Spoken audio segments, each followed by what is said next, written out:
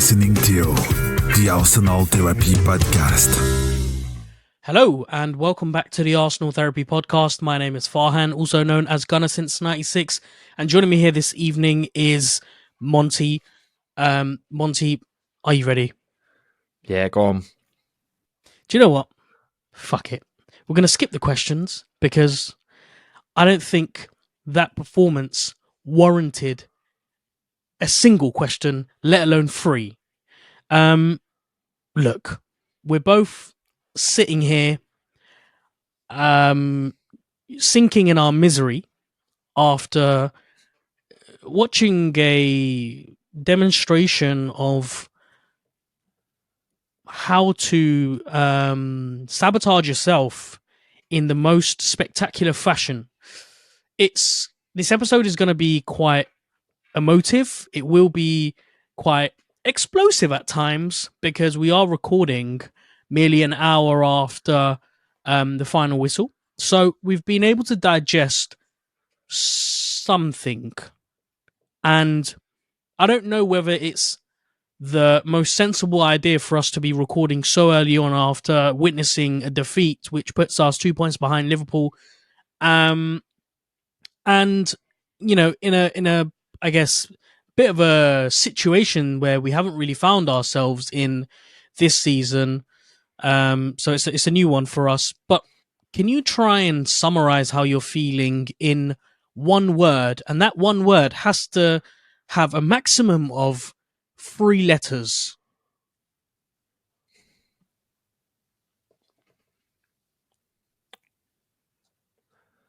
There's a few words that popped to my mind. That's why I said 3 letters. Yeah. There's only really 2. I don't. You've either got sad or bad or mad. It only has 3. I mean, yeah, okay. Then it's gonna. I'm gonna have to just say. I'm gonna have to say bad, but I think the closest word is not necessarily disappointed. It's frustrated. In just how many times have we got into a situation where we are, I don't know, we can go to the top of the league again, we can prove ourselves to the league and send a message to the league, and we come short again. We've come short again, and this time at home. To a far inferior team. I thought you would go for mad. I'm pretty mad, but it's at this stage now that I've had like an hour. I'm not just mad. It's just I'm just done with it. Do you know what I mean? Like when will we actually just deliver on what we can do? Do you know what I mean? It's just time and time again. I'm just getting so fed up with it. And we're constantly going, oh no, that's a young team. It's a young team. We've been here last year. We've got that experience. We can't use that excuse again. Arteta's got his players, so he can't do that one again. You can't say the players aren't good enough because we made the chances today, so can't use that one. We're just running out of excuses, and yet we're still having to make some. So I'm getting just fed up at this point. I think fed up is would be more suited to how I'm feeling right now. What about you? What would be your 3 words? That's a good question. 3 word. Wait, well, 1 word, 3 letters. I'm feeling bad, but also sad and mad. If we don't laugh, we'll cry. Look, if you could put it down to one single factor, what do you put that loss down to?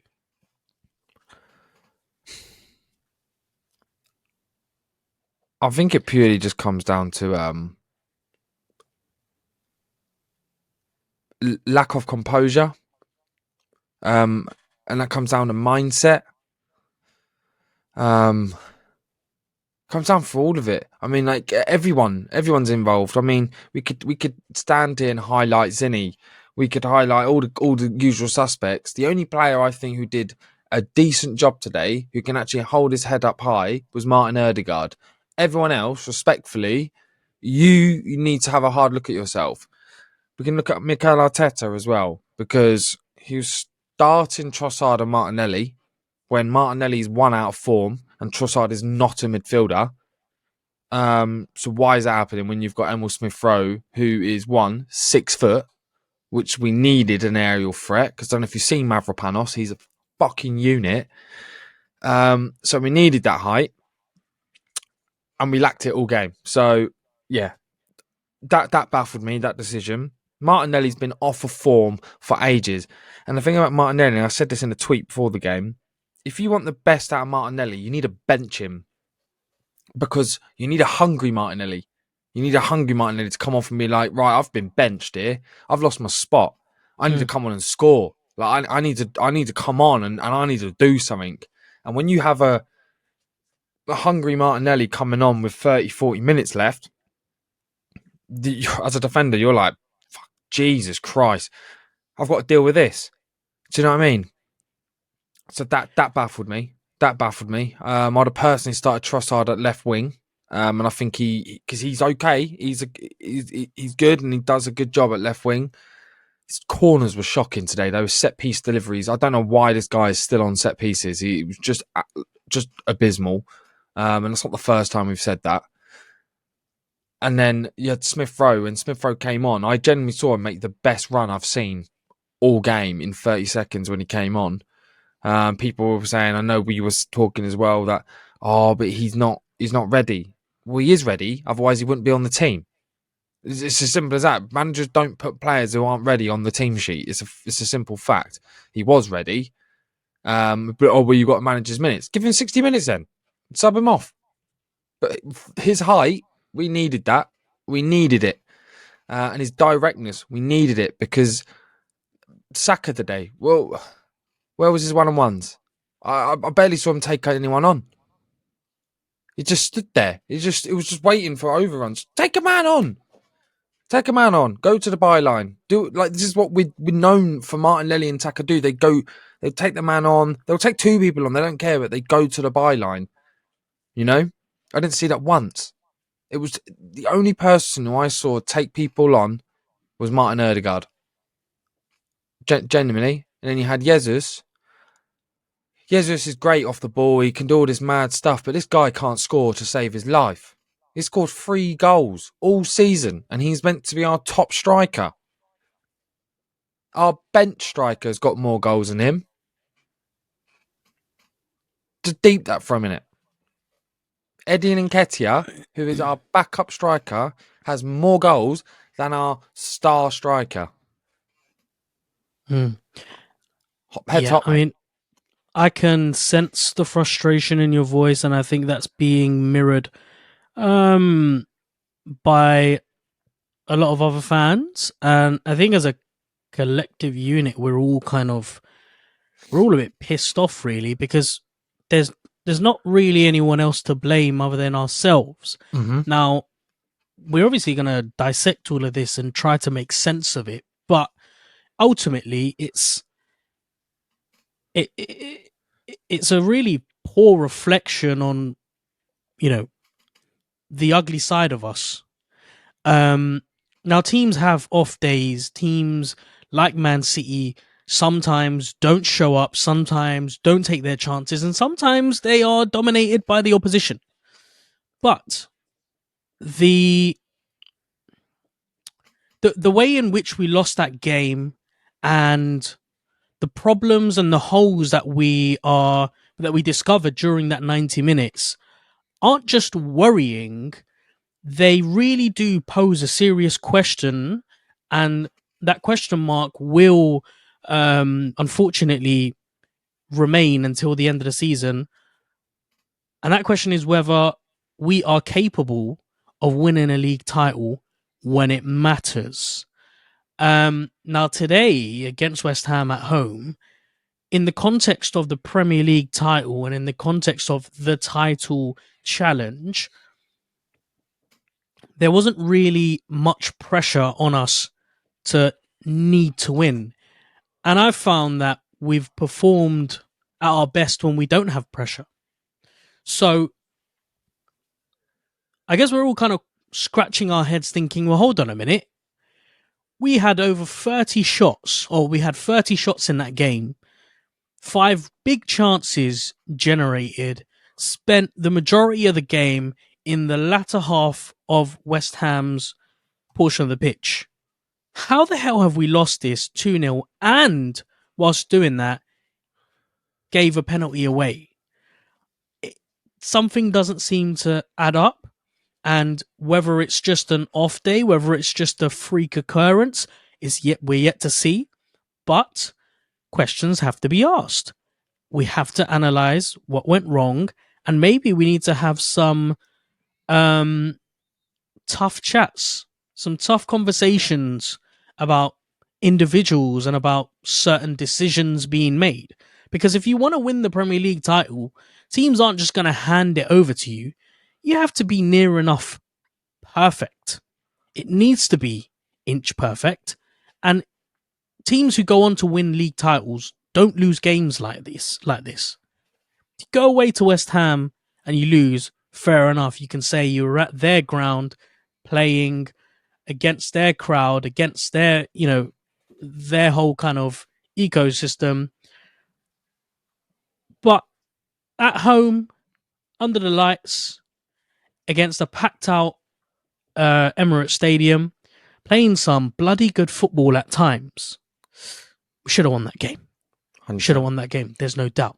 Okay, so you had a few things to say about the starting lineup. And look, we're going to try and view this through the lens of how we were viewing this before the game kicked off, because hindsight is a wonderful thing.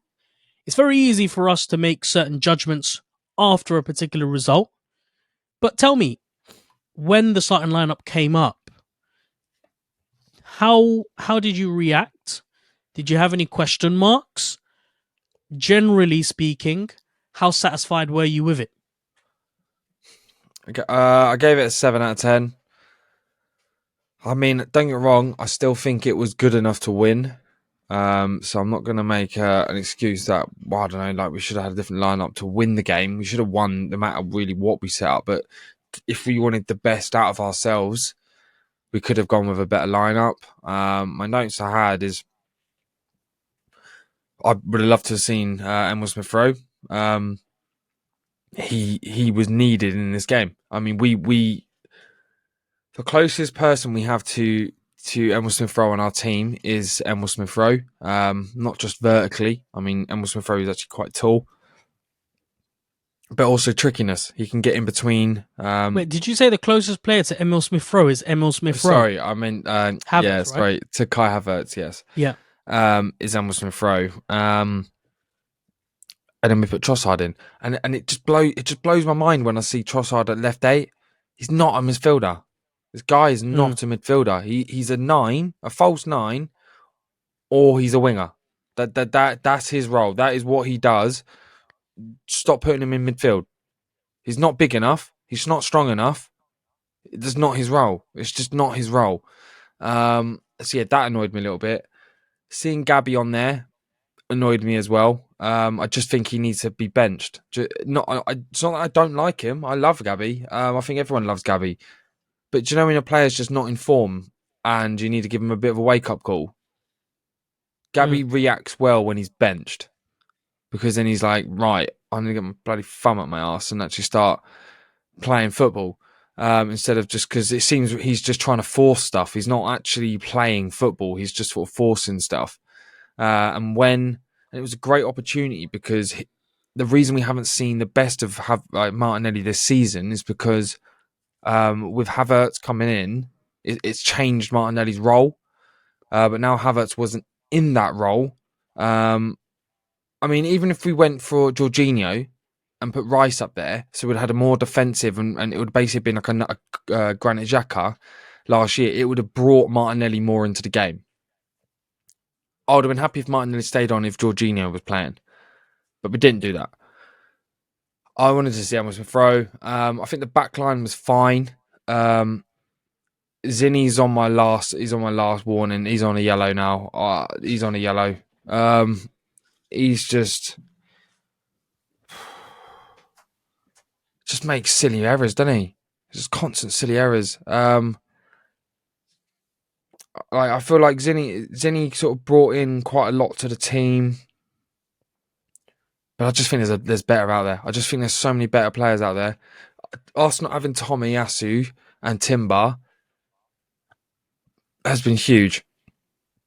So I can't wait really to get them back. But we've got to deal with what we've got to deal with. I can't really blame Zinni for sort of the first goal. The first goal. Like if you look at my notes for that first goal, right?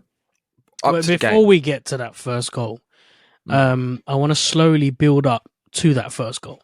So just hold on the analysis on the first goal, because there's lots to talk about with that first goal. There's so many different angles, and so much to dissect. I'll give my quick thoughts on the starting lineup, and then we'll go straight into the game.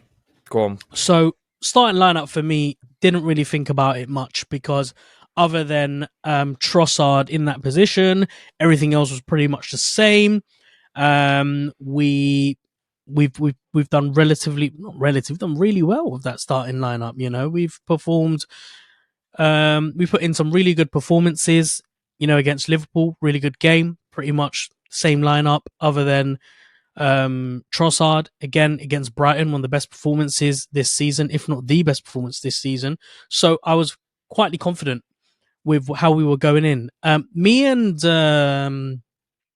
Adam spoke at lengths about Martinelli and the need to drop him because he needs to understand that his position isn't guaranteed, first and foremost. And number two, give him a bit of a break because he does look a little bit burnt out. And maybe players just need an odd game or so. Look, you know, you're never going to get a Bukayo Saka coming around, every year or being replicated in every position. Bukayo Saka is a rare gem. He will go on to probably be the best winger in the world at some point in his career. So to compare Martinelli with Saka, I think number one, silly. Number two, we know we have a young, hungry player who has been on form for a very, very long time. And I think there comes a stage where players, their forms dip. Now, you have to make a tough call. You either drop them and make them earn their position, and by doing that, get them to work harder, stretch themselves, and ultimately get themselves at their best. Or number two, you continue playing them in the hopes that they will just come out of that rut. Arteta went for the latter, and it backfired, big time. So I was one of those hoping that Martinelli would eventually pick up from where he left off, because his natural traits and his ability suggests to me anyway that he's good enough to kind of shake it off. His ability to run on the ball, his ability to create moments of chaos which help the team ultimately. But not having Havertz around was a massive it had a massive detriment to his overall performance. I've always questioned Leo in the middle of the pitch, but didn't question it today because we've seen him before. We've seen him do a half decent job. Obviously, in hindsight, I would have loved to seen Jorginho play there instead, who is far better at controlling. But this game wasn't lost on control. We controlled the game pretty much throughout the 90 minutes, if not maybe we could say 85 of those 90 minutes we controlled. So again, really, really difficult to be super critical before the game started, because each one of those players had proven time and time that they're good enough. So let's talk about the game itself. The game kicks off, and in the opening minute of the game, Ward-Prowse has an effort, goes over the bar. West Ham kind of pushed their way into the advanced areas through throw-ons. But after that, we kind of grow into the game. We become a lot more influential.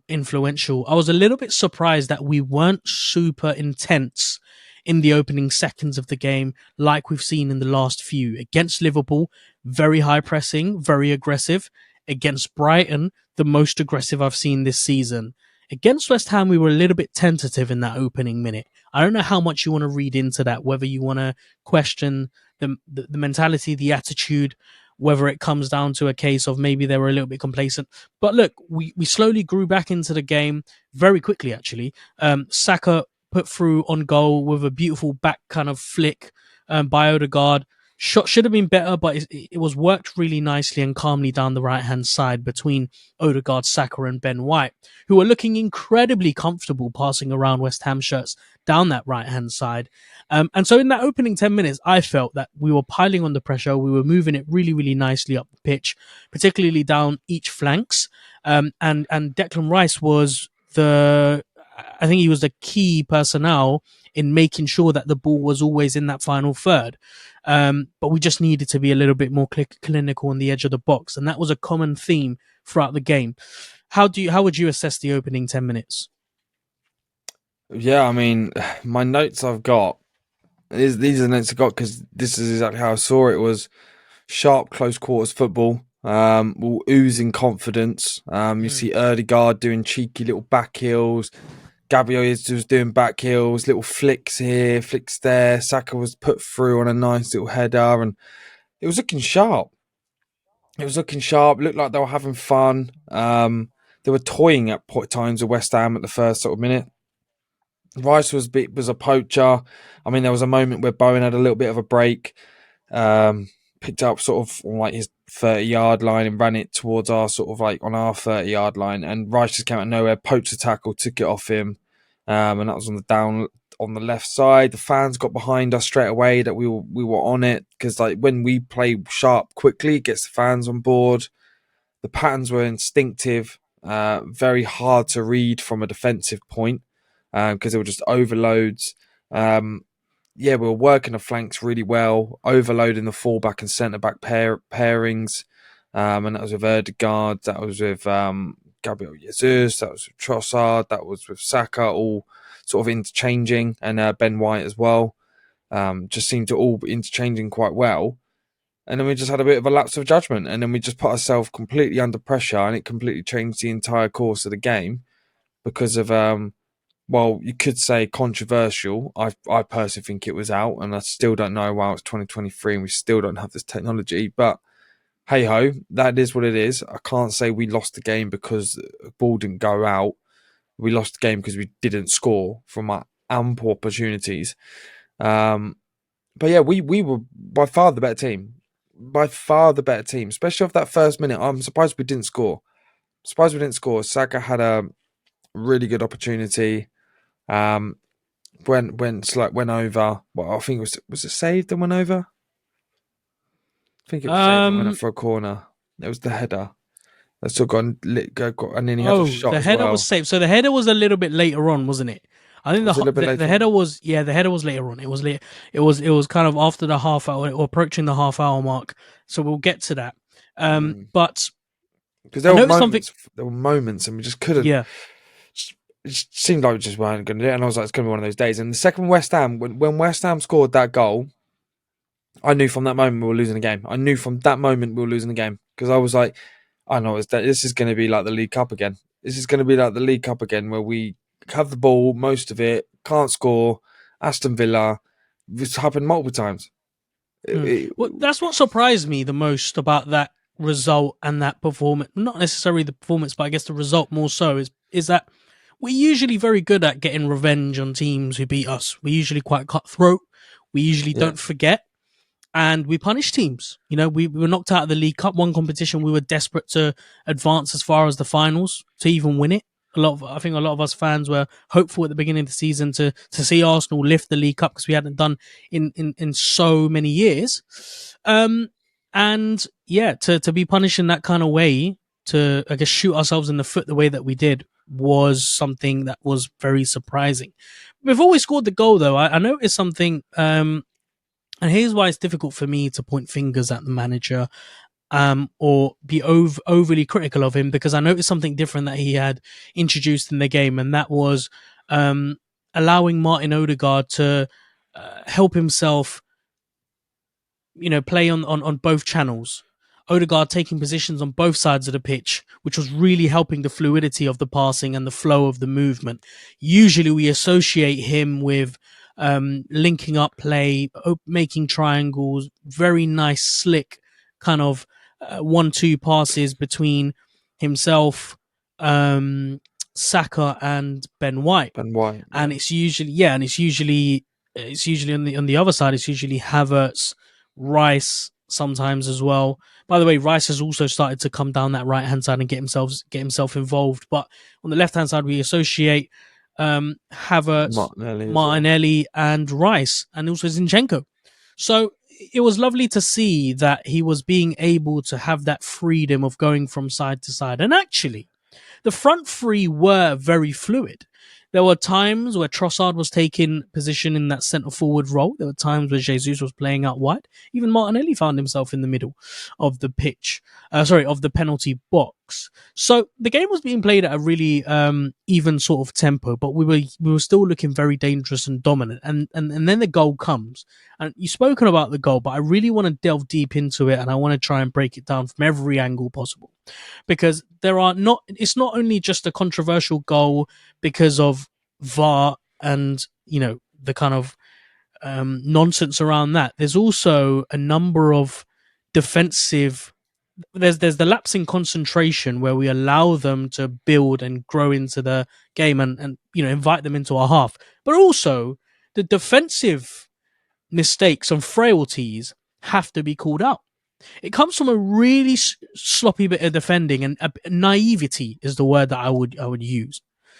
Putting aside the mess at the back that Gabriel and Zinchenko create, it's first Ben White's positioning, which allows the ball to be played down that left-hand side. I can't remember who whips the ball in, but Ben White decides to, it wasn't Bowen. Ben White decides that he's going to press super high.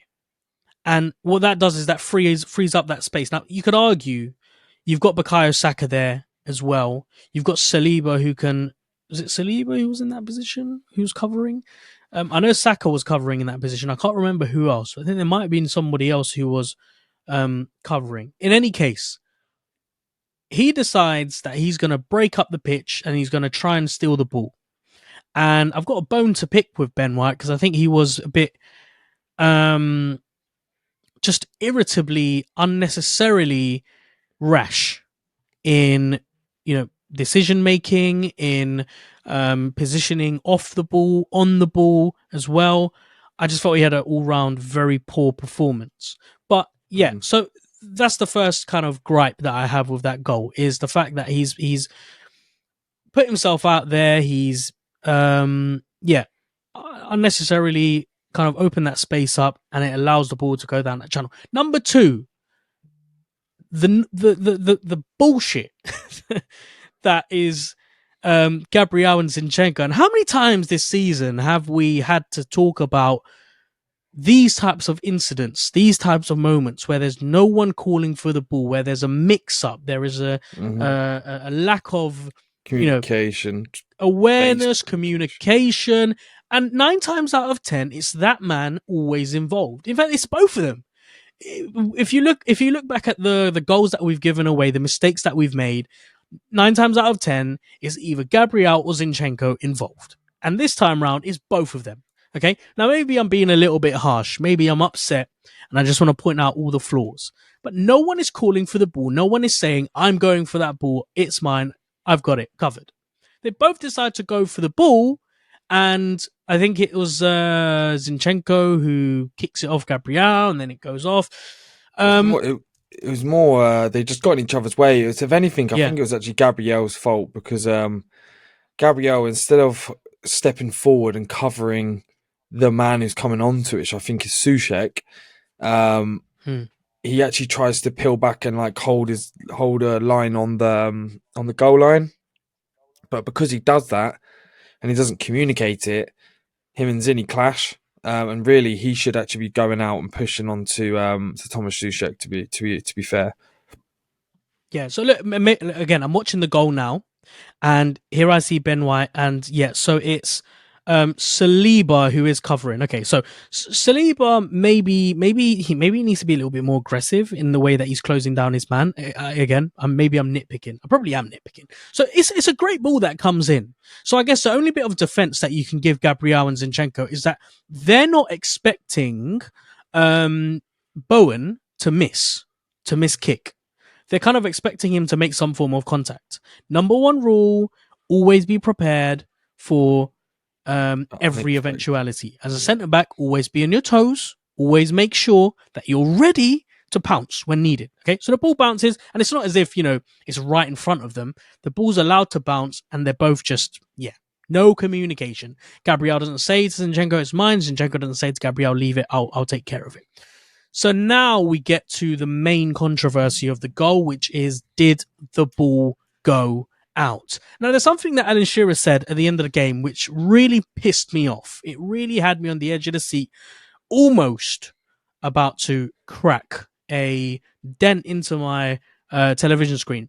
And that was when he made the point that it was nearly impossible to tell whether the ball was out of play.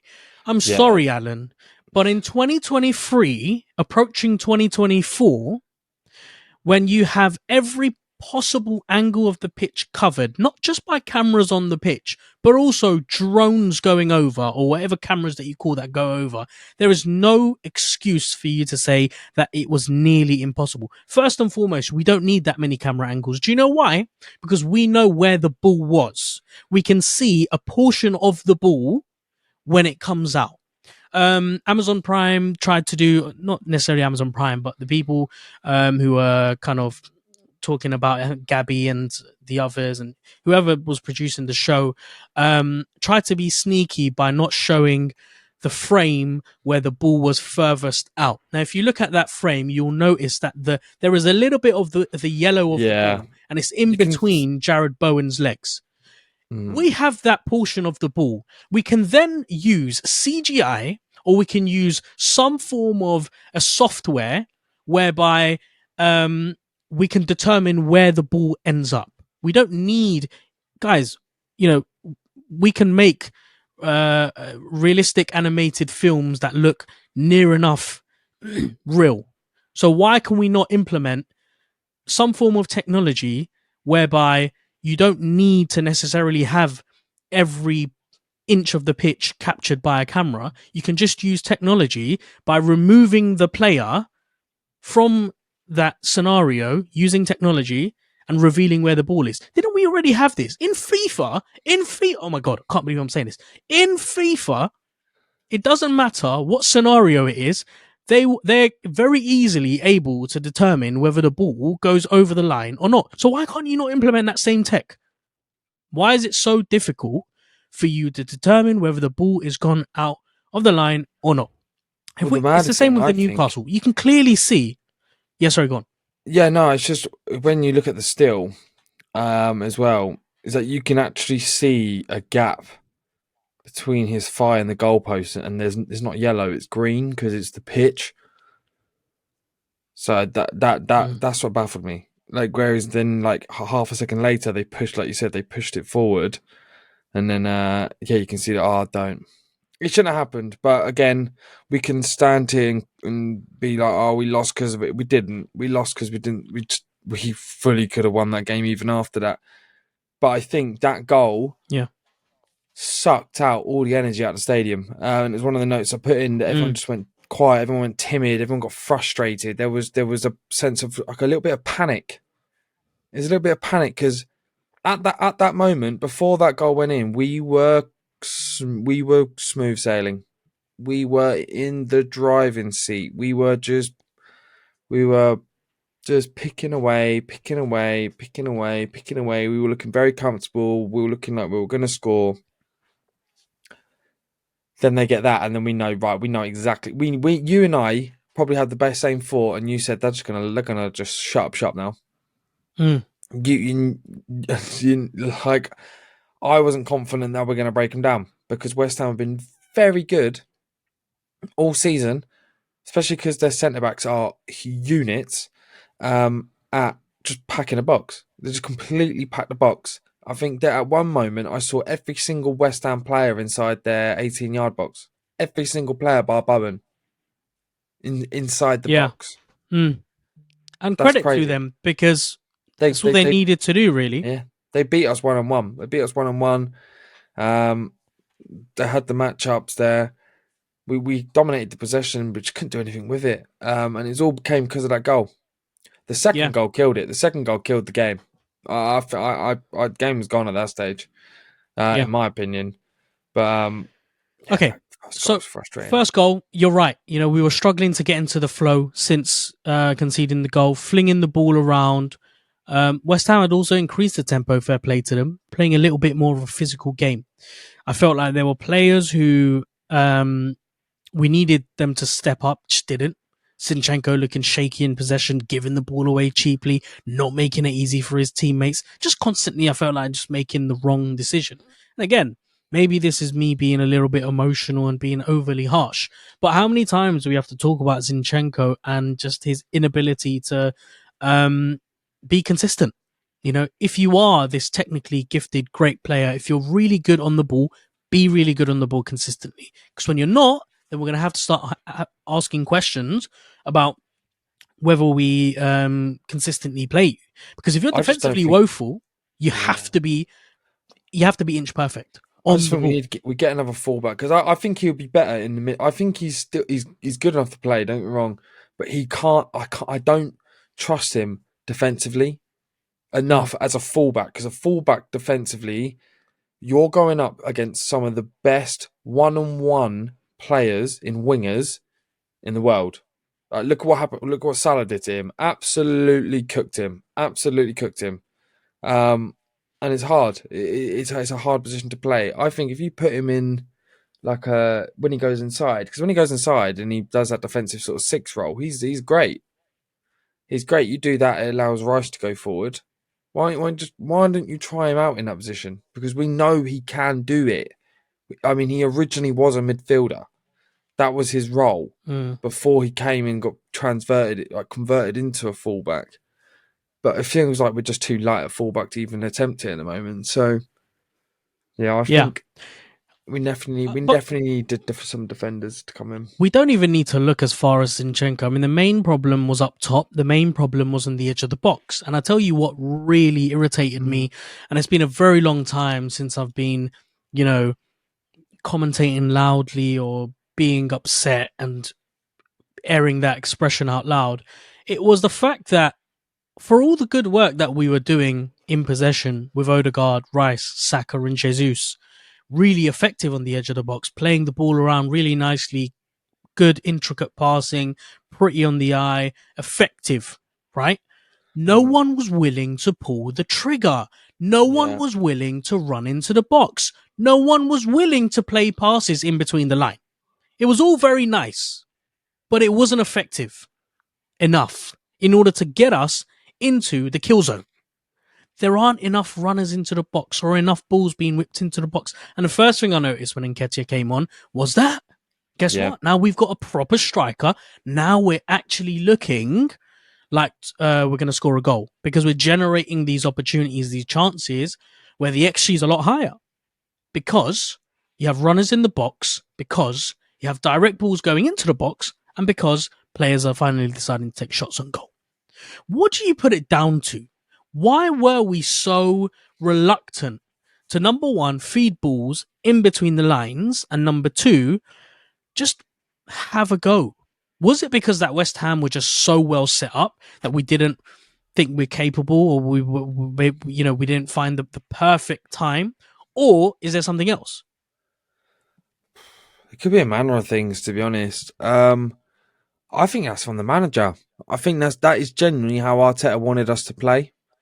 I think Arteta just wanted us to sort of play that final perfect pass that splits it, and it's like I think he wanted us to literally pass it into the goal. And it only seemed because we had 30 shots on the game or something like that, but 20 of them came in the last 25 minutes, something absurd like that. And that was when we went to 3-5-2, because that's when he went, right, just get a goal, get a goal.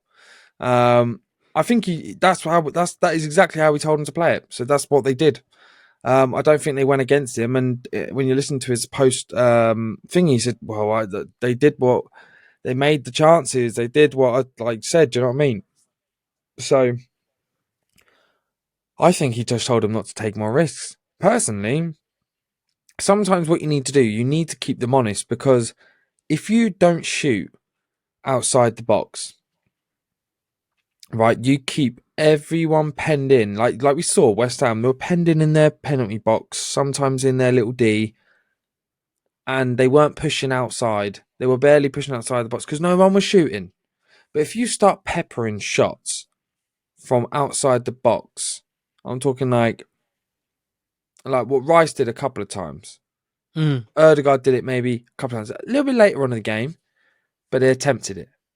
Those ones, when you see them happening, it makes players react because they're like, right, he's gonna potentially take a shot. So what they do is they charge you down. Now you've got a chance to dummy a shot. You can now pass a shot because there's now a space open behind him. Do you know what I mean?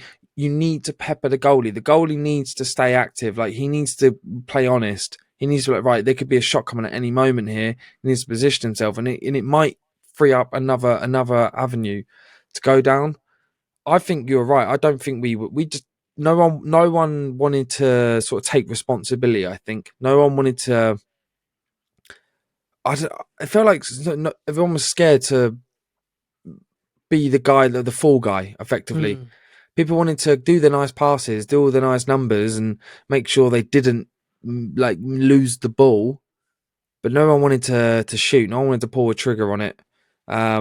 That's so weird to say, because we've got some of the best players in the world in Saka, Odegaard, Jesus. I say that with reluctancy, but we know when he's at his best how good he can be. These are some of the best finishers in the game. Why were they? Because in the latter stages of the game, Saka had a good few chances. Gabriel Jesus got a good few opportunities as well. One at the back post that he needed to bury. Odegaard as well. So why at the beginning stage? Because I don't know if I buy. It must have been a managerial. It must have been. That's what I'm saying. I don't know if I buy that, because the manager will want them to play in a certain way, but by no means is he going to stop them from generating goal scoring opportunities in moments where they're able to. Because no doubt in that first half, when I was watching the game, there were times where the ball could have been fed quicker, where decisions could have been made a split second earlier, but they weren't. There was hesitancy. And I just look at the set pieces that we did as well. I mean, everything seemed too fancy. Like, sometimes in football, you just have to smack it. Like, literally, you can overcomplicate football in so many ways, because it's a beautiful sport and there's many ways to play it, and there's many patterns to draw, and there's different shapes and patterns and what's the word for it? There's ways that you can progress the ball, right?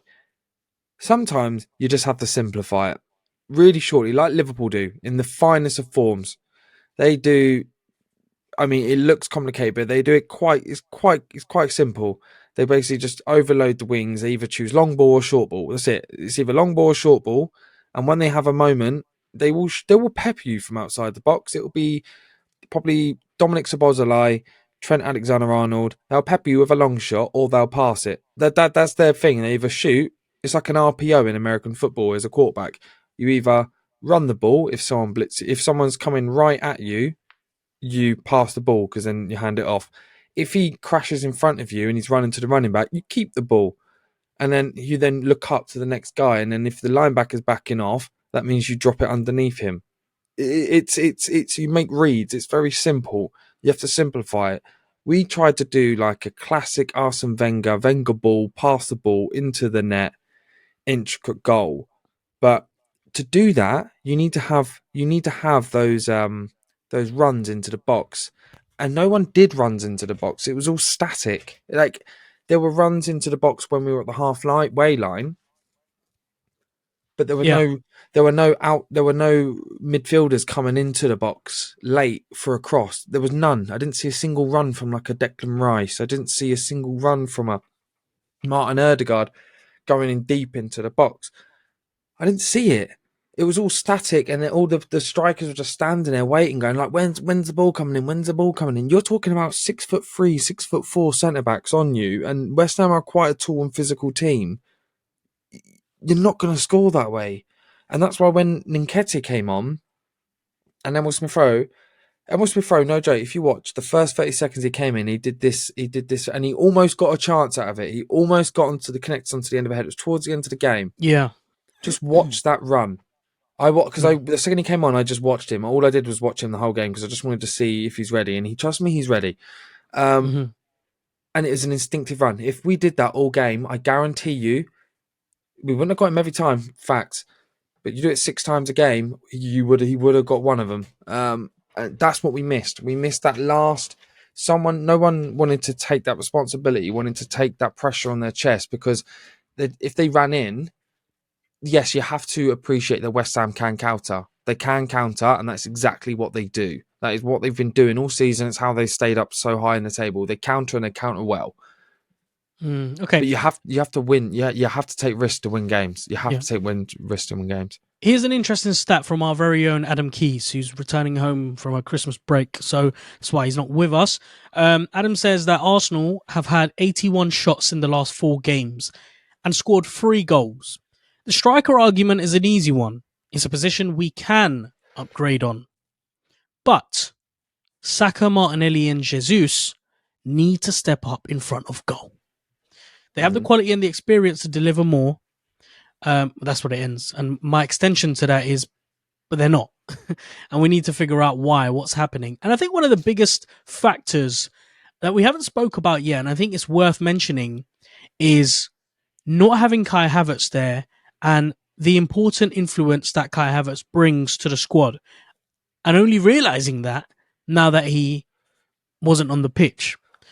Was one of the biggest issues that because we were unable to generate enough height in the box, we were just limited to playing fancy football on the edge of the D and just hoping to find a space. Whereas when you have someone like Havertz, number one, you have height, but number two, he makes those runs into the box, or he makes those runs off the wide areas into the box, and by doing so, he opens up spaces. So what Arsenal are really lacking are players with initiative who want to run into the box, direct players, but also tall, dominant, physical players. Right? Yeah. No, I'd agree. Yeah. I completely agree. Kai Havertz is... it's crazy, because considering how we used to speak about at the start of the season, it's huge. It's huge. Yeah, and that fancy football argument, I just want to mention that fancy football argument that you made really came to fruition when we were on the edge of their box with a free kick. Trossard and Odegaard were over it. And instead of having a go, pulling the trigger, they decided to pass it to one another, and the chance just died completely. Just go for the shot, man. Do you know what I mean? It's called a free kick for a reason. Take it. Yeah, take it. There's no need to play it short. You guys are within a shooting distance. Would you be annoyed? Would you be annoyed if they took the shot and it was saved? No. Exactly. Yeah. Exactly. That's what it's for. But what I do get annoyed about is when you have a free kick and you waste it. You waste it and you don't even record a shot.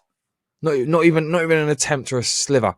When it just peters out and just becomes nothing. That is the most annoying thing. One of the most annoying things I find in football. Wasted set pieces. Yeah. Jars me more than anything.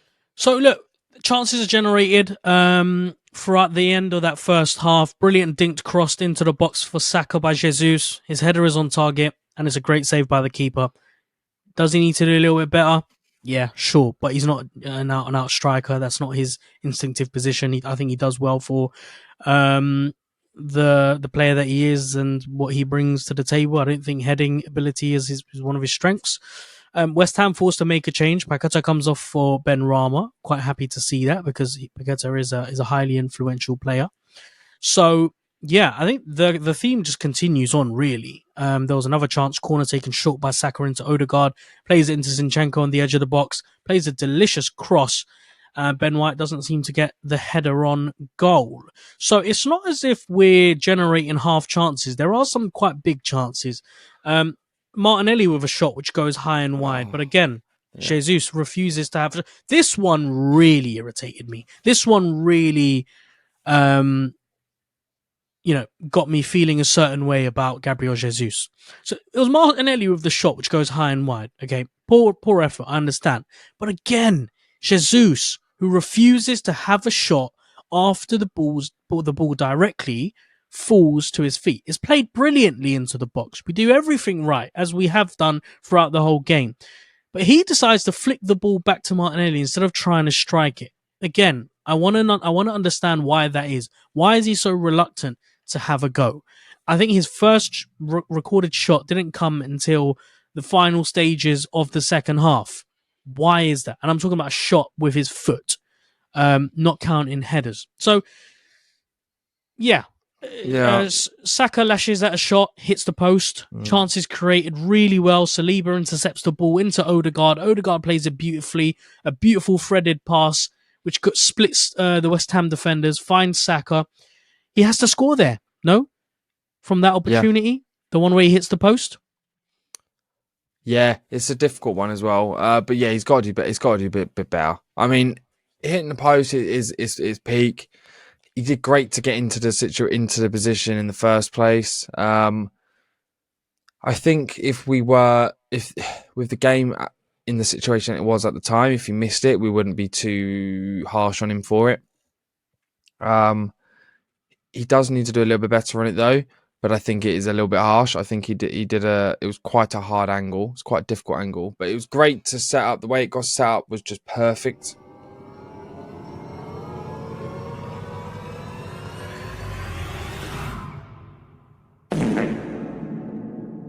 That sound could only mean one thing. We have arrived at the halfway point of the show where I'll be taking you into the second part of the show, the second half.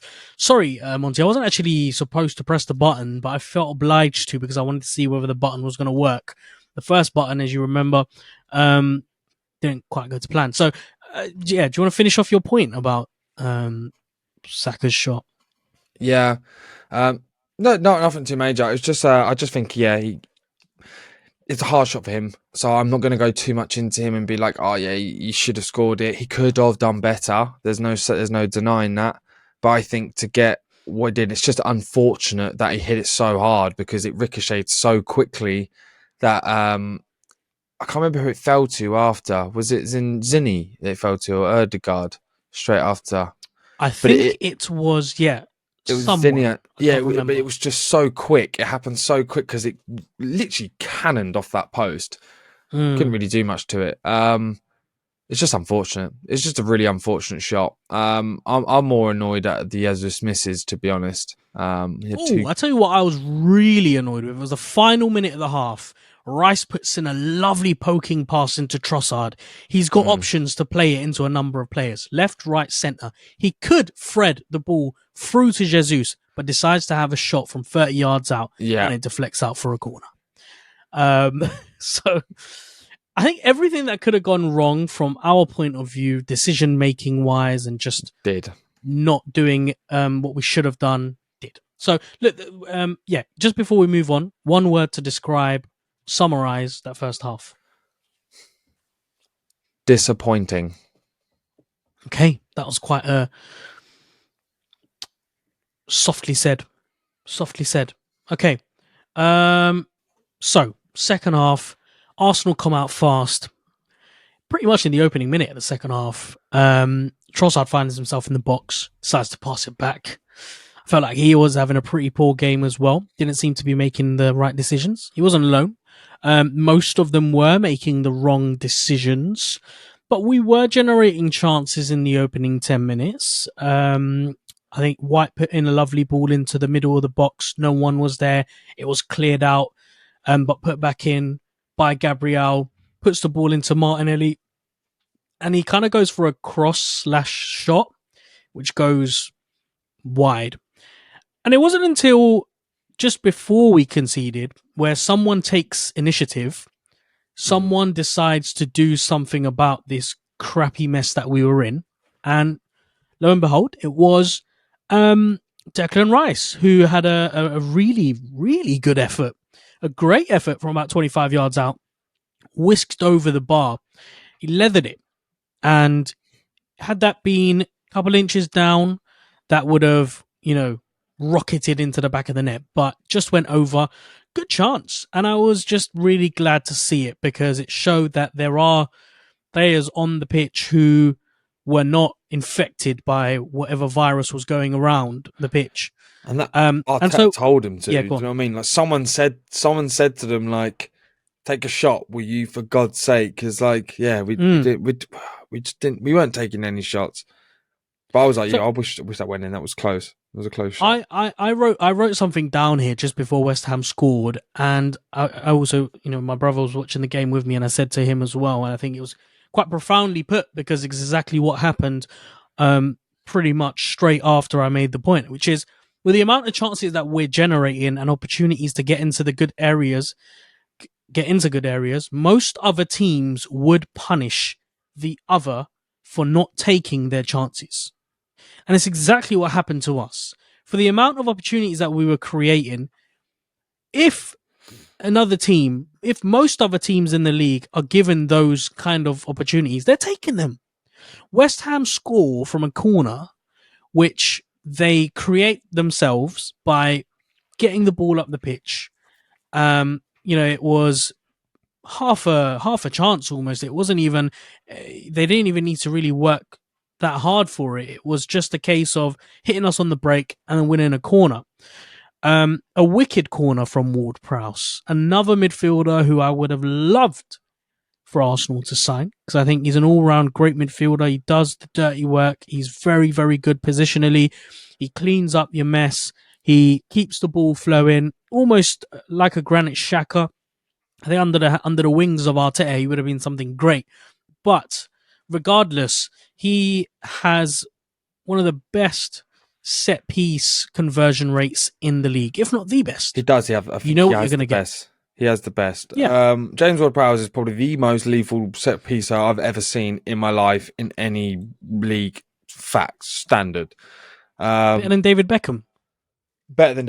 Like this guy's this guy's percentage. I'm pretty sure it's higher. In terms of he just scores more. Also, as well, if you actually look at that corner, who decided that Zinchenko should mark Mavropanos? Oh my God! Who decided that? Who decided that? I didn't even think of. If you watch the actual, so Mavropanos starts effectively on our left-hand side. Yeah, on the left-hand side, but on the D of it, and then he runs across the goal, kind of like quite deep in the 18-yard box. He runs across, and in that moment, Zinchenko is completely lost. No joke, by the time Mavropanos gets to the header, Zinchenko is about 4 meters away from his man. And then Mavropanos gets a free header, jumps up to it, goes across, goal. Who decided? Where was the communication from one of them? Because it wasn't zonal marking, it was man marking. Maybe to know, as Zinchenko, you go, oh, he's a bit big. mate. Maybe I should go, Gabriel, mate. Saliba, mate. Any one of yous. This guy's a bit big for me. Do you fancy I cover one of yours? Because he's on the outside, but he's going to go in for a run. I don't know if I want to keep up with him. I'm telling you now, if Saliba or Gabriel or even Rice was on him, he's not getting that free and that goal was not going in. Beautiful delivery. It was the most perfect pinpoint delivery. But to be unchallenged in that header, that's what annoyed me. That is what annoyed me. The fact that it's not like it. You have to, at that point as a player, if you understand, like let's say for instance I'm 5'8", I'm not, but like if I am, and there was a player who is considerably taller than me, like almost half a foot, I'm going to be like, I'm not going to be able to mark this guy. I'm not going to be able to mark this guy aerially. So, you might go to the other man and be like, right, well, your mark is on a little bit shorter than me. I think it'd be better if you swap. Do you know? That's got to be that communication, and there wasn't. And I've watched back that goal, and Zinchenko, as he comes across, it is just appalling. And he just gets a free shot. Rare can't do nothing, and it just goes straight in, hits the post, goes in, and then there we go, 2-0 down. 2-0 down from set pieces, which are our strongest point at the moment. And if we want to go in more into set pieces, what baffles me is that we've scored more goals from set pieces than we have open play. Yeah, it's a big issue, and I think that it comes down to not having an out striker, or not playing one anyway on a consistent basis. This idea that Jesus is a striker, I think, needs to stop. One of the questions I was going to ask you at the beginning was, do we need to re-evaluate Jesus' position on the pitch? His actual position on the pitch. Is he a striker, or is he just a glorified winger / a false 9 / a number 10? Do you know what? I think he works. I don't see him as a 9. I think he works well. When we went to 3-5-2 and we go 2 up front, he works well in that moment. He works really well in that moment because he can bring people out, he can bring people in. If he's a standalone striker, that's an issue. That's an issue. So yeah, I think we do. I mean, people are saying let's sell Edin Nketiah and get another striker in. I think that's the wrong move. I personally think we should sell Gabriel Jesus and get another striker in. Oh, too early, I think. Too early to have that conversation. Yeah, but we can get, because with Nketiah, he's younger. I think he's got as high of a ceiling, if not bigger. And we can get more money for Jesus. I don't think the issue is personnel. I think the issue is depth, and depth in the right places. Maybe it is. It is personnel, but what I'm saying is I don't think the issue is having the wrong personnel in the squad at the moment. We just don't have a variety. So for a Jesus up front, we don't have a polar opposite. We don't have someone who can come in and change the game. Whereas at Liverpool, you have a Gakpo and you have a Nunez. Gakpo, his qualities, and Nunez's qualities are similar, but they're also very different. Jesus and Nketiah, similar, but different, but not good enough. Whereas Gakpo and Nunez, both very good players. Can be very good players. Whereas Nketiah isn't a very good player. He's a good player, great squad player, but is he going to give you 20 goals a season? Does Jesus give you 20 goals a season? No. So what do we need? We need a prolific striker. More goals than our entire front three at the moment in the league. So there begs the question of what the fuck is going on up the top? Why are we not scoring enough goals?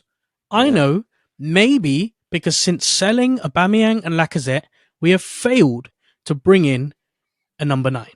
Someone who just scores goals. Someone who is there. Because once you have a goal scorer, teams can't set up the way West Ham did. For all the good work that we did, they were able to counter it because they were doing what they needed to do. Getting everyone, or nearly everyone, behind the ball, setting up in a very, very deep block, overloading the box with bodies. It felt like the moment that we stepped over that line into their box, bang, they were there, they were ready. Odegaard, for all the good work that he did, I felt like he held on to the ball for too long in certain situations, but he was the one trying to make it tick, trying to get away from players, maneuver the situation. But the reason why he was having such a tough time is because no options in the box, number 1, and number 2, West Ham had covered every blade of grass that they needed to in order to cancel out whatever we were giving to them. So we're 2-0 down. Jesus finally decides to have a shot, which goes up and over. But And that came after we were 2-0 down. So the panic started to settle in once we were 2-0 down. And you could really feel it when Arteta made the change on the 64th minute. Nelson and Nketiah come on for Zinchenko and Martinelli. Two changes that I welcome, and I think they were good decisions. I think they were good changes because both Zinchenko and Martinelli were having a torrid time. The only other player that I would have wanted to come off earlier is Trossard, but I understand why you wouldn't want to make 3 changes on the hour mark. That's, I think, a step too far for Arteta. I don't know whether he's capable of making 3 changes at that time. But yeah, both of them come on. One of them really effective, the other one not so much. I felt sorry for Nelson, I have to be honest. It was, again, an opportunity for him to prove himself, but I felt like he had a really difficult time on that left-hand side. Just being cancelled out. Side was not quite having isolated all games, to be fair. Yeah. Kudos did so well coming back and tracking back the whole game. They set up well for that left side. The right side, we had more going down. Yeah, I agree with you. It was tough for Nelson. So after Nketiah and Nelson come on, there are 2 chances that are begging to be put away. 2 big chances, and both of them are To Jesus's opportunities to put them in the back of the net. The first one, great delivery in the box by Saka. Both Nketiah and Jesus go up for it. Jesus gets the header, saved by the keeper. You could argue he needs to do a lot better. The second one, however, he needs to put in the back of the net. If you want to be having 100%. conversations about playing for Arsenal as a striker, those need to be put in the back of the net. If that goes in the back of the net, to be put especially because you got to think, what was that? 74th minute, I think it was 75th minute, around that mark. Before. Is it before that? Exactly. If that goes in, that's a game changer. Because it felt like one of those games, you know, when like, you're trying to like undo a lid of a jar, and like you can't do it, and you spend ages, and once you do it, it just pops, and then once it's popped, you've got open reign. I feel like if we scored at that moment, we would have scored 2 or 3 goals. Yeah, I felt like that as well. I'd have felt like that mental side of it would have just clicked, and oh yeah, bang, here we go, and we would have just been flying goals in because West Ham would have felt the pressure. And we didn't. Yeah, no, I that when that second header, the first one, I agree, could have maybe done better, but it was the fact that we just had a shot, which was actually just quite refreshing. That required a keeper, and then the second one, no, that has to go in. He was completely wide open. Goal was there. He was no more than 4 meters, and he's gone straight over. It's just you can't miss those chances. Yeah, it was very early on, actually. It was, I think, after the 65th minute, maybe the 66th, 67th. So we had just under half an hour, 25 minutes plus stoppage time. So half an hour to get 2/3 goals. More than capable of doing that. If that goes in, the game changes on its head. And again, shoot ourselves in the foot by not taking our opportunities. And this is what separates title-winning sides. I have to stress that. I have to. Because if Arsenal want to be taken seriously, then they need to be serious in front of goal. Declan Rice was the only one really showing initiative when he was on the ball, moving it forward, playing it with aggression. But again, nothing really came to it because we didn't have the personnel up front.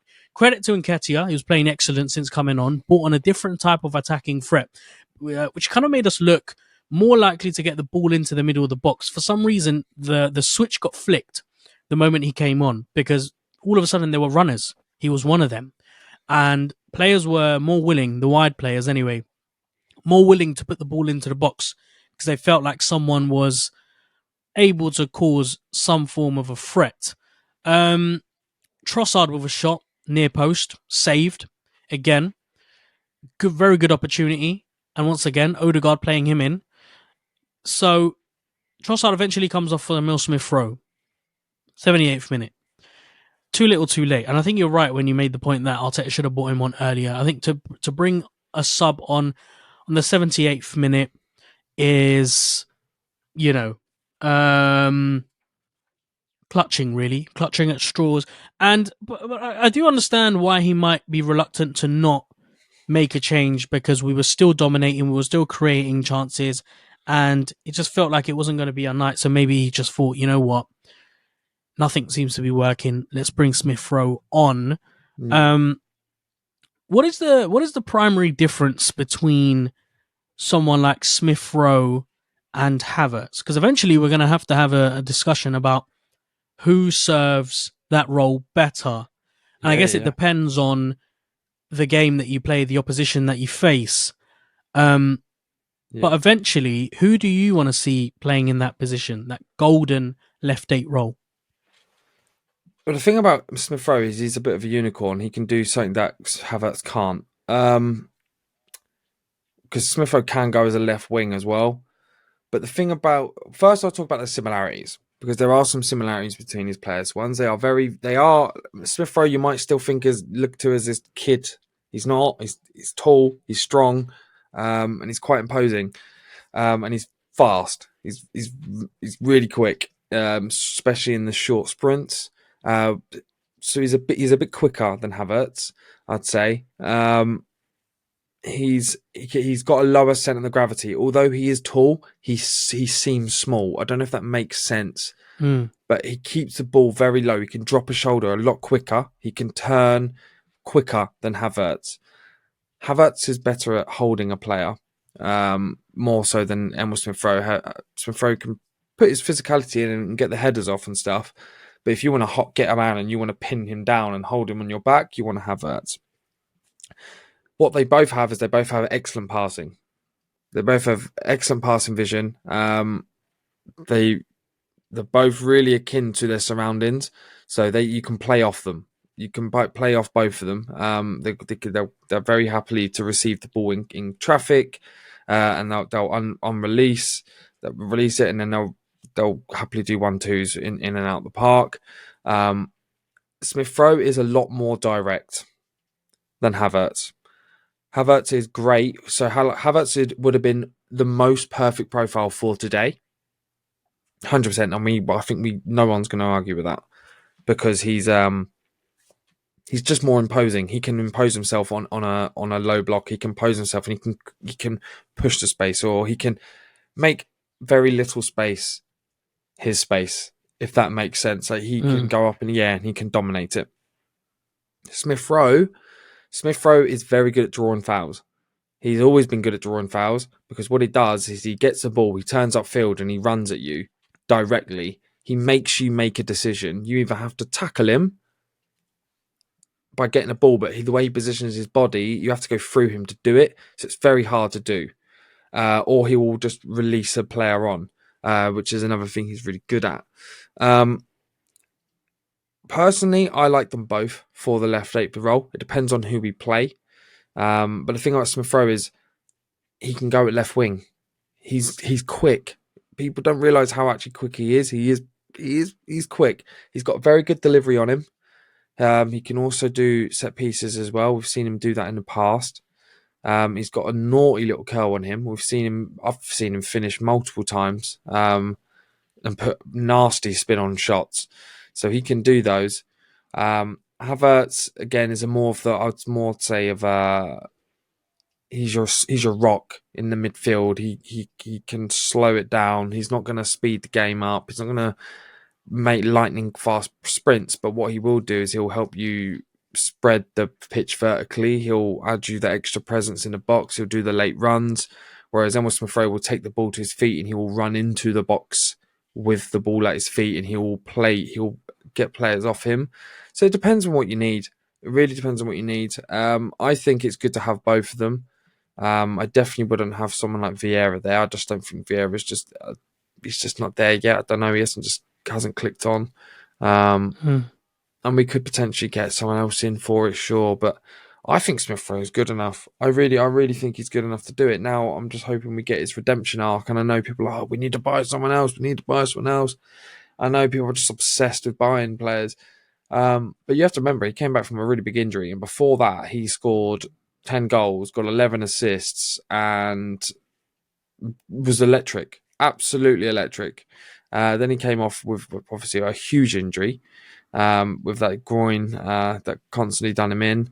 had the surgery and he's coming back, and now he's a man. He seems different. He has like a different sort of demeanor about him. Arteta did mention it as well in his training, that he seems more grown up and mature in his process, the way he's going through the way he went through the rehab. So hopefully that's not all jargon. I think he can come in and step in that role personally, and he could definitely push Havertz. I mean, Havertz is definitely starting right now. I still think Havertz is a better player right now. But Emile Smith-Rowe in my opinion, has just as high as of a ceiling. 100%. 100%. More so than a Trossard. Trossard ideally should not be starting for Arsenal. Let me put it that way. Ooh, no, but he just shouldn't. Trossard is an excellent player, but he shouldn't be starting. I mean, he should. And I say that because I know I said he should have started today over Gabriel Martinelli, but he shouldn't. We should have a better player. He was always brought in as the B choice for Mudryk. He was never brought in to be the guy. That was not his position. That was not his job. His job was to come in and fill in where he needed to fill in, and he's done that. But we can't rely on him. He's not the guy to rely on. I tend to agree. I tend to agree with that. I think you're right. I think as a squad player, he's great, but when you're looking to, have solid starting players who are title-winning worthy type of players, I don't know if Trossard is the guy. It's going to be interesting to see what Arsenal do in the window. We're days away. We're 2 or 3 days away at the time of recording until the window's open. So the gossip columns are going to go mad. We're going to see a number of links probably every day with a new player as we usually do. So hopefully we can bring in a couple at least. We'll save the transfer talk until the next episode because we do have a game before the turn of the new year. So we'll save that for that occasion. But look, we're approaching the end of the show now, and there is a matter of the number of chances that we had in the final 10 minutes to talk about. So I have here 1, 2, 3, 4, 5, 6 in the final 10 minutes. There may have been more, but we did generate an awful lot of chances, and we weren't able to score a single goal. Now, sometimes it's just not your day, and it felt like that it wasn't our day. So, and we did generate some really good chances as well, like the one where Emile Smith-Rowe is making that run. Odegaard puts in that really beautiful dinked cross, begging to be struck, just inches away from it. There was that penalty incident, that potential penalty incident. Again, I think it was super soft. I don't think, it should have been given. It rightly wasn't. Where Ogbonna tripped Saka. Again, VAR had a look. We have seen other penalties given for things a lot softer, but I think Saka was looking for that one. And Emile Smith-Rowe has a shot which goes straight at the keeper. Nketiah with an overhead kick inside of the box, comfortably saved by the keeper. Odegaard with a long-range effort, really well struck, saved and put out for a corner. That was probably the most likely to go in out of all of them. Actually had power in it.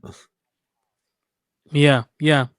I don't know if there's anything else worth discussing about the final 10 minutes. I think we all knew. I mean, at what point did you? I know you said quite early on that you knew we had lost that game, but at any point in that final 10 minutes, did you think if we get a goal back, maybe, just maybe, we can nick something? Honestly, when I had a little bit of a second hope wind, it was a bit before that 10 minutes. It was when Gabriel Jesus missed that second header. But I did think if when it was Smith-Rowe, because I mean the shot was very hard. It's very difficult for him. It came at him, and I think it was Mavropanos was right in front of him, and it was an extremely difficult angle. And I just went, this is not God. It's not our day. I just went, this is not our day. And I knew from that moment we weren't going to score. But to win, and potentially it was after Jesus. And I know, I mean, but even before the second goal win, I knew we weren't going to win. But really nailed in the coffin was when Jesus missed that header. I was like, Yeah. nah, because if you scored that, we would have had like 30 odd minutes to really go at them. And I once we scored one, I knew they were just going to come. So yeah, it was unfortunate. What about you? Did you hold on a little bit later than me, or? I think I held on until the 85th. Yeah. And then I was like, too little, too late. Because in my mind, we needed to score before the 75th in order to have a chance of winning. We then needed to score in by the 80th to maybe potentially nick a draw. 85th was the latest for any sort of miracle to happen, because once you score that goal, West Ham are closing everything off and they're wasting as much time as possible. That's 5 to 6 minutes of them just pissing about with the ball. So in order to have a real chance where you put the opposition under real pressure, where there's enough time for them to not waste on the ball, we needed to have scored by the 80th minute so that there's at least 10-15 minutes of just time unfortunate to now. do I think something. Yeah. the thing that annoyed me the most is now, obviously, the last 4 times Arsenal have been top of the league at Christmas, we've lost the league. And Won't be fifth now, it's not looking that good. But we have got Fulham coming up. Obviously the league isn't over. It's definitely not over. We still have to play Liverpool, which is coming up soon. We have them again in the FA Cup, coming up on the 7th as well. We just need to pick ourselves back up, which I'm sure the players will do. But we can't keep doing this. We can't keep doing this, especially at home. You can't, like, when you have moments to kill games and you have moments to separate yourself in the league, and you don't do it. Like, for instance, like the Liverpool game, we had to win that. That was a must-win game, and we just haven't been able to do it. We haven't been able to win this since 2012. It's just frustrating. That's why I said at the start of the pod. It seems like we're just not. There's some bad juju at Arsenal or whatever it is, and they just have this. We're starting to build like a bottle mentality, which is frustrating. Yeah. Because when I think bottle jobs, I don't think of Arsenal. I think of the boys up the lane. That's who I think of when I think of bottle jobs. But now we're starting to pick up that rep, and it's frustrating as a fan because you just get it constantly. Do you know? Constantly. So we need to get over that. We need to get over that. Okay. I think we can do it. What? Okay. Yeah. You're going to ask me what? How do I see it? I was going to say, what do you think it is that's stopping us from sort of just doing a Man City? Do you know what I mean? Like, what is it that is just... Because I don't necessarily think it's the players. I don't think it's actually the quality that we have. I think we have the quality. But what is it? What is it that's stopping us from being just efficient killers like the Liverpools and Cities? I think the glass ceiling is that league title. And once we can break past that glass ceiling, we will open up another dimension to us as a force, as a brand, as you know, because the perception is that Arsenal won't win a Premier League title because they haven't won it for so long, and every time that they've tried, they've bottled it. So that perception filter that everyone has, it feeds through to, you know, whether you like it or not, it does feed into the players and into the coaching staff. They know it. These are the facts, and the facts will play a part in the way that they approach a situation, or the way that they develop a framework on how to win a league title. If you go to Man City, they don't have that framework. Their framework is, right, we've done this many times, we need to replicate it. How do we feed them the motivation to keep going? That's their framework. Arsenal's framework is, we haven't won a league title in 23 years. How do we try and feed these boys enough hunger, enough desire, and enough motivation to break that record? To be the first generation to do it since the Invincibles. So there are two very different approaches. One approach is a lot easier than the other. It's a lot easier to win another league title since you've done it over time and time again. Since you already have the muscle memory. Since you've ingrained the winning mentality. Whereas it's a lot more difficult to win a league title when you haven't done it in over 23 years.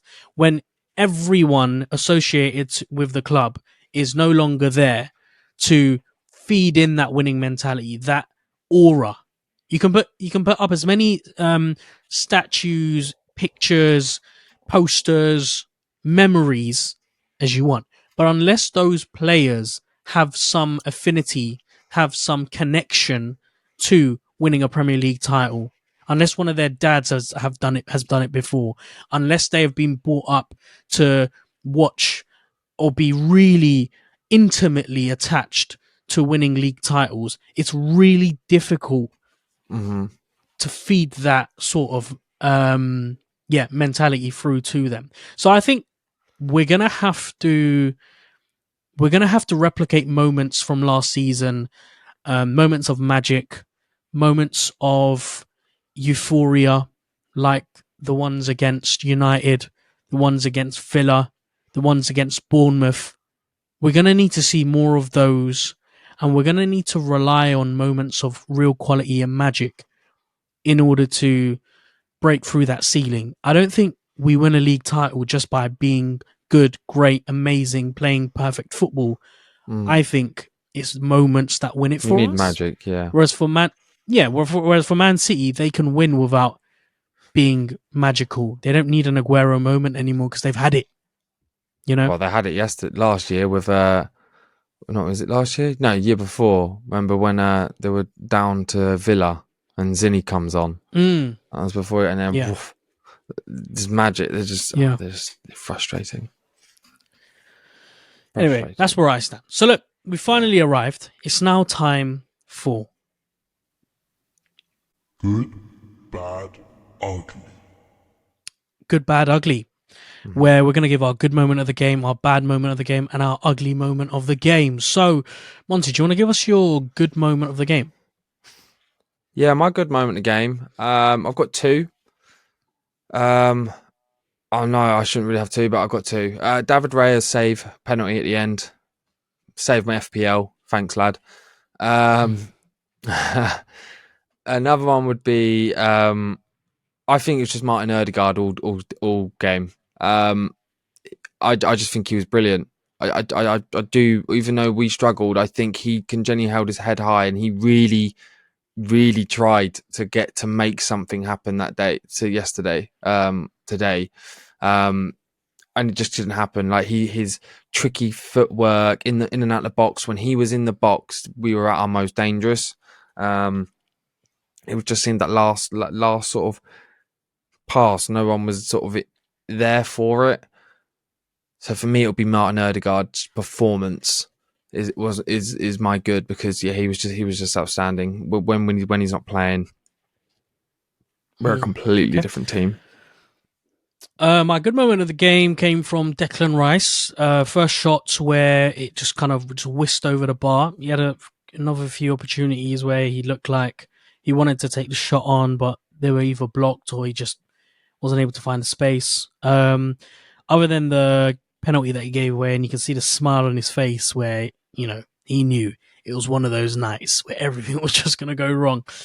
Other than that moment, I felt like he was the shining light for us, if you want to call it that. What about your bad moment of the game? Bad moment? Because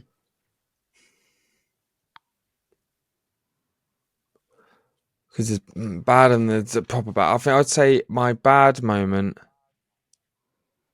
was. We'll save the other one for the ugly moment. Yeah, I'm going to say my bad moment is probably just a miscommunication from Zin and Gabriel. I think if they actually communicated and spread their lines a little bit, and they were one on the goal, one out, I don't think West Ham would have got the shot, would have got the goal for the first one, even though the ball, it just looked out. yeah, I think that'll be my bad moment because it's just uncharacteristic. It's uncharacteristic from Gabriel, especially to really be put out like that. So yeah, that would be my bad moment. What about you? My bad moment of the game came from Trossard. Final minute of the first half. Instead of feeding the ball into Jesus or somebody else, decides to have a wild effort and just wasted, really. Just didn't really like it. I think his overall performance as well just sucked, which is a shame because for the most part, I think he was doing the right things, but they weren't working out because of where he was playing. And finally, your ugly moment of the game. My ugly moment is, I mean, we've actually discussed it. It's got to be Jesus. It's just got to be Jesus. And that header, that goes in, changes the game. Changes the game. I was going to say Zinni and his marking on the goal, but nah. If that goal goes in from Jesus and he just takes his time and just, hits it, he could have hit it with pretty much any other part of his body. Just as long as it goes that way, not up, it would have gone in. And it would have. I genuinely think we would have won the game if that goes in. So that's my ugly moment because it's just it baffles me how he didn't score. He's like 2 meters away, 3 meters away from the goal. Yeah, I mean, my ugly moment is pretty much the same. Needs to bury that header, man. You score that, and it's a different game. You score that, and then we're back in it. You score that, and maybe we're talking about a different scoreline. So yeah, that's my ugly moment of the game. Okay. Well, look, it's that time of the show again, where unfortunately we must say goodbye. Before we do, Monty, do you feel like you've received the therapy needed in order to feel a little bit more okay about that defeat? Well, I feel like I'm not going to cry myself to sleep tonight. So yeah, nah, definitely, definitely. I just need to talk about. That was just awful, just frustrating, wasn't it? Just awful, just awful performance. It was either that or absolutely rage on Twitter. So yeah. Maybe stay off a Twitter lot better for a day or two. Yeah. Honestly, Yeah. don't. Honestly, what about you, mate? Do you feel? Yeah, I do. I was talking to my wife before I came on. I was like, surprisingly, I feel really upset and I feel really angry and I feel like I just want to shout and scream. But for some reason, I'm not. I feel okay, and that's because I'm not used to watching Arsenal lose. I'm not used to feeling those feelings. So it was like going back a few years and having to feel all of those crappy emotions. Do you know what? Because every other game that we've lost, we haven't lost on our own accounts. It's been because of dodgy officiating, or it's been because, bits of freak accidents and things like that. Do you know what? And it's really weird you said that, actually. I've only just noticed it's in the bottom of my notes. That game today reminded me of when we played Olympiacos. Yeah, that's the last time we just couldn't get that goal. Yeah. It was like we just couldn't get it. We couldn't get the goal. We couldn't score. We couldn't just... And it was just the way that we lost. It was like we were the better team. Couldn't score. They scored their few chances and we lose and get knocked out. And I was just like, oh my God. That's what it felt like. And it was just the anger after. I was just, oh. Yeah. And then Aubameyang with his missed chance right at the end. I don't. Yeah. Okay, well, we've nattered on long enough. Hopefully you've enjoyed this extra long episode. I think most of us needed it, to be honest. So I do feel a lot better, actually. I'm looking forward to the next game. So having said that, I want to say a massive thank you to everyone who's listened up until this point. Thank you very, very much. If you did enjoy this episode, please do give us a 5-star review on Apple Podcasts and Spotify. Let us know what you thought of the show by reaching out to us on Twitter. You can find us over there at Arsenal Therapy. You can also find Monty over there at ATP Monty, Adam at AdamKeys_, and myself at Gunner since 96. As always, we will be back very, very soon for the Fulham game, if I'm not mistaken, which is in a matter of a few days. So on New Year's Eve. So actually, you might not be hearing from me until New Year's. In that case, we hope you have a very happy New Year. But we will be back to give you your usual weekly dose of Arsenal therapy. If you can't wait until then, make sure to head over to the Arsenal Therapy YouTube channel for the 15-minute show and the preview show. So until then, take care, have yourselves a lovely end of year, and we'll speak to you soon. Thank you very much. Bye-bye.